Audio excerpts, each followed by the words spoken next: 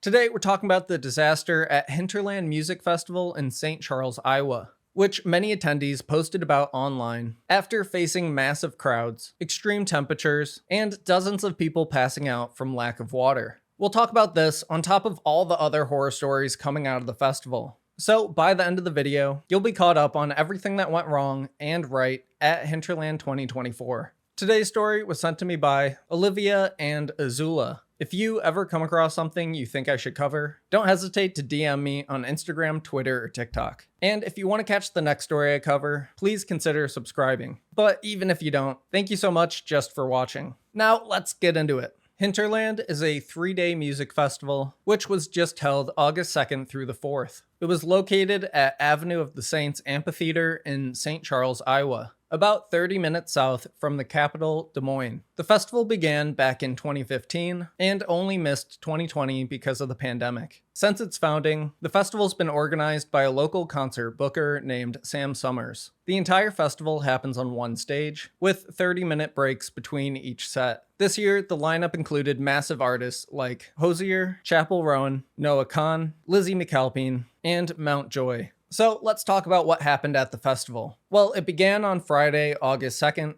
and we quickly saw on TikTok that things were off to a rough start. It took me 40 minutes waiting in line for upgraded bathroom, and then people started stomping on our spot, so we decided to leave. People passing out from crowds, plus heat. This is the water line. The one by us ran out on a 90-degree day. Next station, more than 200 people deep. Us trying to leave at 6 p.m. before the headliners. Too many people, no clear paths. Having to step over the crowd and ruin their time. Unsafe. More cars and people coming in, even though the venue is filled to capacity. We're getting the hell out of here. This is not what we paid for. My younger brother Dylan and sister Danny both actually went to all 3 days of the festival, so I had them confirm many of the details I'm about to go over. Also, Danny has her own fast-growing YouTube channel and made a video about their experience. I'll link it below and at the end of this video in case you want to go check it out. One of the biggest problems with the weekend were the insanely high temperatures. On Reddit, people were posting similar horror stories to the TikTok we just watched, with one saying that the line to get into the festival was over a mile long,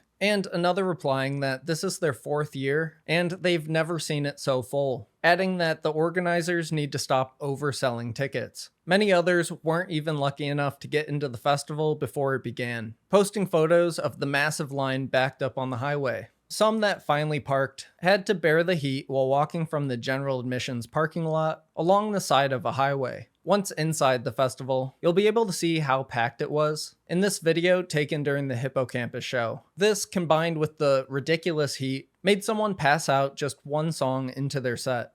Security, can you get somebody over here to check on these people? Oh shit. Somebody might have passed out, some water.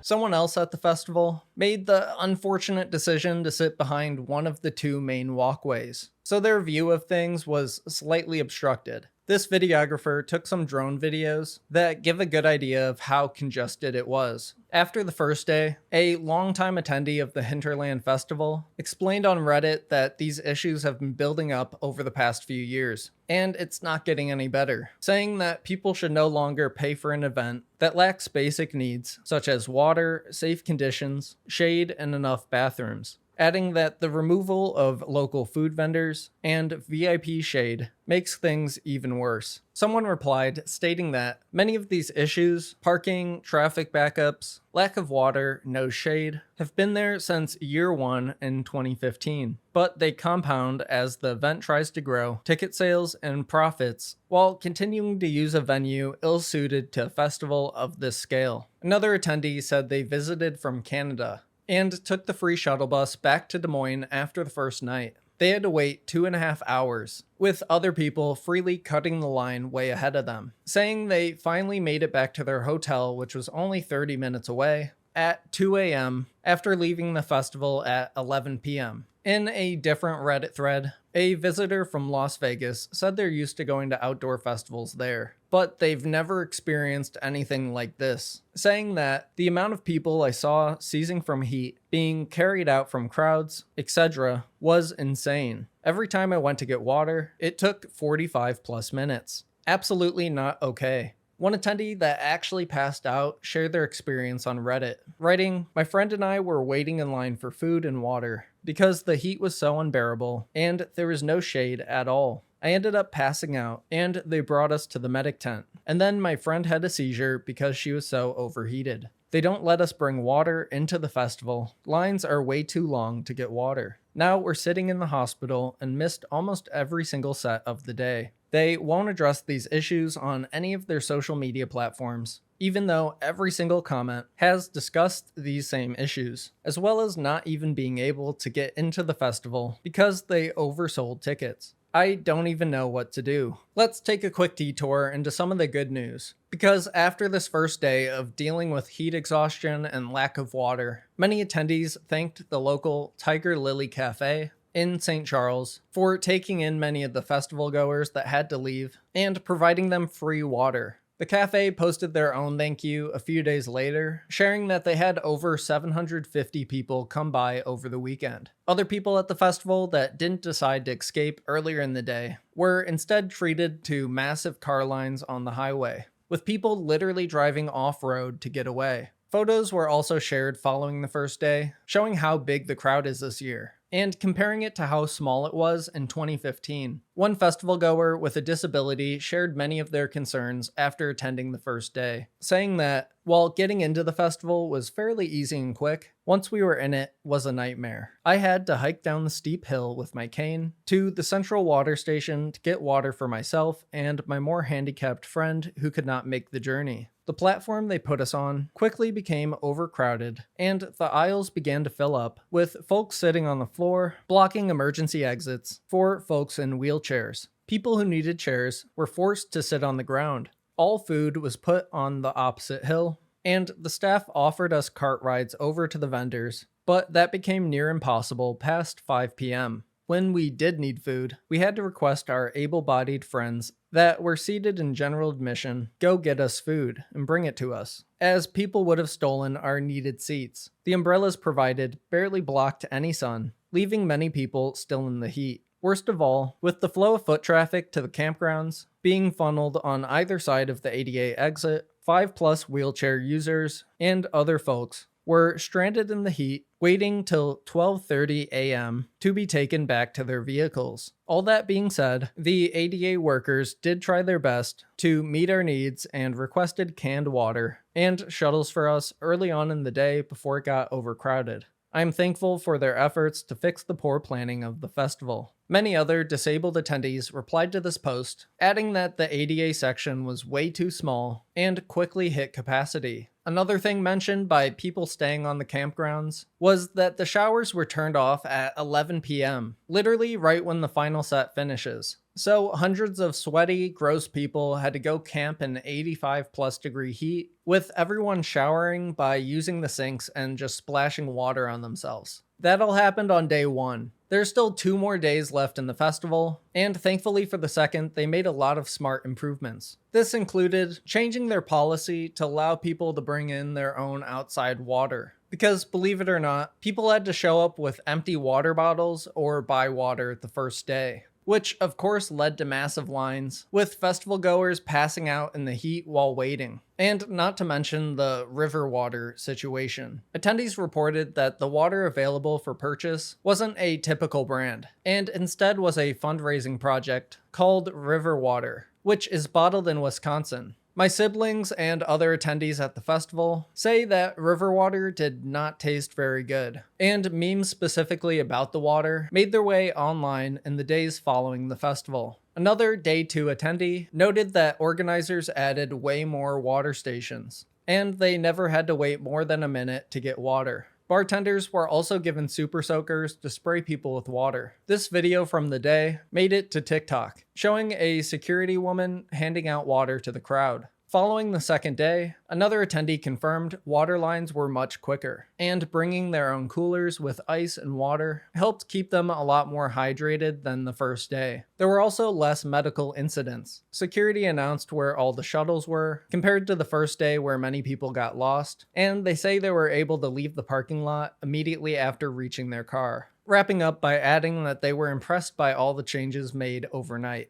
However, despite the many improvements, there were dozens of people that shared on Reddit that they were completely exhausted by the first day and didn't feel it was safe enough for them to return. And regardless of how much the festival organizers improved day 2, Friday went so poorly that before the festival was even over on Sunday, local Iowa news reporters were already reporting on all of the festival goers' negative experiences. And this spread further as more outlets covered the story. Now we get to Sunday, August 4th, day 3 of the festival. And despite all the good things we just heard, attendees took to Reddit before the festival was over, listing many of the ongoing issues to alleviate the FOMO for people that decided not to return. This included a lack of a plan for equipment on stage, with many artists unable to do their set due to problems with speakers, amps, and earpieces, saying it just happened again that day with the band Flipturn. Next, they say the food being sold is primarily hot things, like buffalo mac and cheese in 90+ degree heat. They sold out of popsicles every day, and just sold out again before 3 p.m. On Friday and Saturday, they would give you free ice if you bought a drink from the bar. But on Sunday, they stopped and charged $2 instead. They note there were still medical issues because of how many people there were. The festival still lacked any shade, and there were not enough entrances, saying that it was not great standing in line next to generators and cars blowing hot air. This video was uploaded to TikTok showing the massive line to get in. Here's another angle of the line,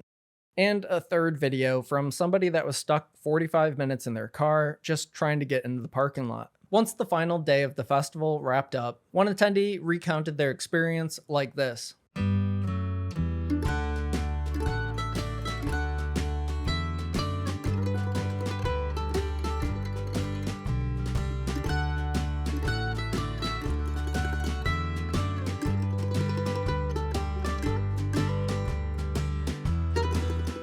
Also, as payment for probably using her in the thumbnail, here are 2 videos from the Chapel Rowan performance. H-O-T-T-O-G-O,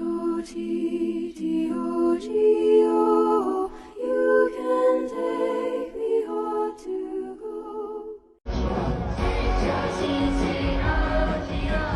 you can take me.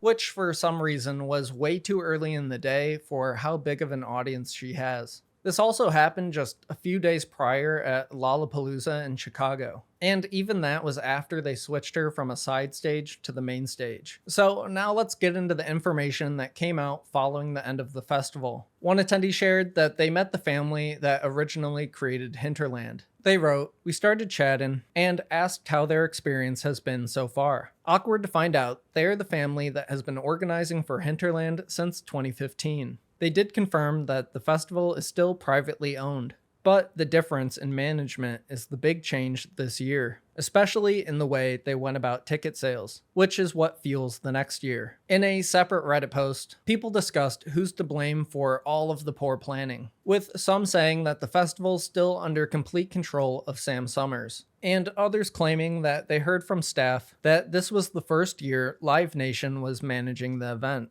A couple days after everything ended, one of the staff members at the festival got on Reddit and shared their perspective on all of the chaos, writing, "This was my first time I worked a music festival. I was not trained and I haven't met anyone who has been. They would put me in locations with little direction and not explain anything. None of us are trained in traffic management or given clear instructions. Lunch breaks didn't exist. The food we were given was severely restricted in portion size. 1 scoop egg, 1 slice of bacon for one of the days. Portions changed as more staff came, and contained moldy fruit. Most days, I'd get a few 5-minute breaks during 12-hour shifts. We had to eat while working, or have 5 to 10 minutes to eat as quickly as possible. They didn't care about our safety at all. I know people who were working 15 and 17-hour shifts, and most of these shifts are in the sun on your feet all day. Some of the other teams there weren't even getting food and water.